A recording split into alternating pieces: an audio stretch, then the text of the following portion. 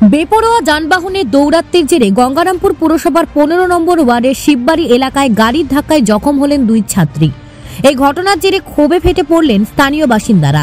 ছাত্রছাত্রীদের যাতায়াতের মূল রাস্তা দিনের পর দিন বেপরোয়া বালিবাহী ট্রাক্টর অবৈধভাবে কেন চলাচল করছে তা নিয়ে জোর প্রশ্ন তোলেন স্থানীয় বাসিন্দারা।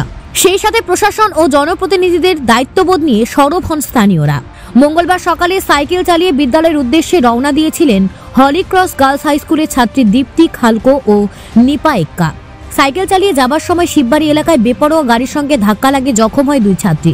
এরপর তাদের তড়িঘড়ি হাসপাতালে নিয়ে যাওয়া হয়। বর্তমানে একজন গঙ্গারামপুর সুপার স্পেশালিটি হাসপাতালে চিকিৎসাধীন রয়েছেন এবং একজন ছাত্রীকে প্রাথমিক চিকিৎসার পর ছেড়ে দেওয়া হয়েছে।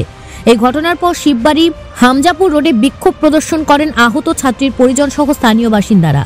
শিববাড়ি মিশন মোড় রোডে প্রায় 7টি স্কুল থাকবার পরেও কিভাবে সবসময় অবৈধভাবে বালিবাহী ট্রাক্টর যাতায়াত করছে তা নিয়ে প্রশ্ন তোলেন স্থানীয়রা। কার মদতে অবৈধ কারবার চলছে তা নিয়ে স্বভাবতই প্রশ্ন ওঠে। জনপ্রতিনিধি ও প্রশাসনিক নিষ্ক্রিয়তার অভিযোগ তুলে ক্ষোভে ফেটে পড়েন স্থানীয়রা। এই বিষয়ে আহত ছাত্রীর বাবা, স্থানীয় বাসিন্দা সহ শিক্ষকেরা কি অভিযোগ করলেন আসুন শুনে নিই। আমার মেয়ে স্কুলে যায়, স্কুলে কিন্তু আমার মেয়ে কিন্তু সাইকেলে যায়। আজকে আমার মেয়ের অ্যাক্সিডেন্ট হয়ে গেছে। আজকে ট্রাক্টর, টোটো সবকিছু সবারই ইয়ে হয়, কিন্তু স্কুলের ছাত্রের জন্য কিন্তু রাস্তাটা ক্লিয়ার করতে হবে। স্কুলের ছাত্র যদি ক্লিয়ার না হয় তাহলে ছাত্র কিভাবে যাবে স্কুলে সেটা বলো। আমি শিববাড়ির বাসিন্দা। আমার ছেলে সামনে অনিল আনন্দ স্মৃতি প্রাথমিকে পড়াশোনা করে। আমি প্রত্যেকদিন আমার ছেলেকে নিতে আসি এবং নিয়ে যাই, কিন্তু যখন নিতে আসি নিয়ে যাই সেই সময় আমার চোখে পড়ে যে অনিল আনন্দ স্কুলের সামনে দিয়ে সব সময় অনবরত ট্রাক্টর ওই স্কুলের পাশেই বালি টানাচড়া করে।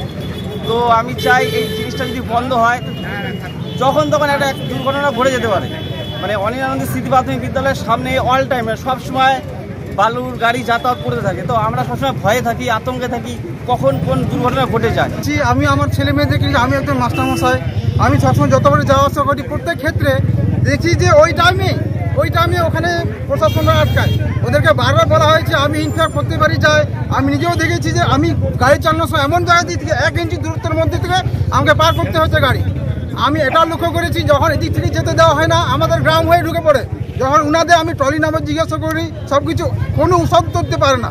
আমাদের গ্রামের ইয়েরা পুরো অ্যাক্টিভ, ওই জন্য আমাদের গ্রামে আজ পর্যন্ত এখন ঢুকিনি, তবুও জোর পড়বো এখানে ঢুকে। এক্ষেত্রে আমি প্রশাসনের কাছে আমি জানি অনেকটা গফলতি আছে, আপনারা একটু ব্যবস্থা করেন।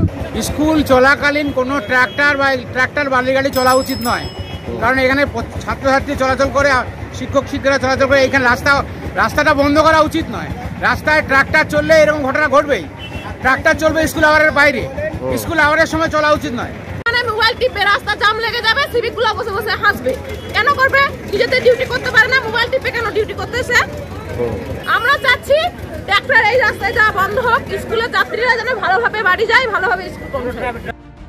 গঙ্গারামপুর থেকে বিশেষ প্রতিবেদন, নিউজ টুডে।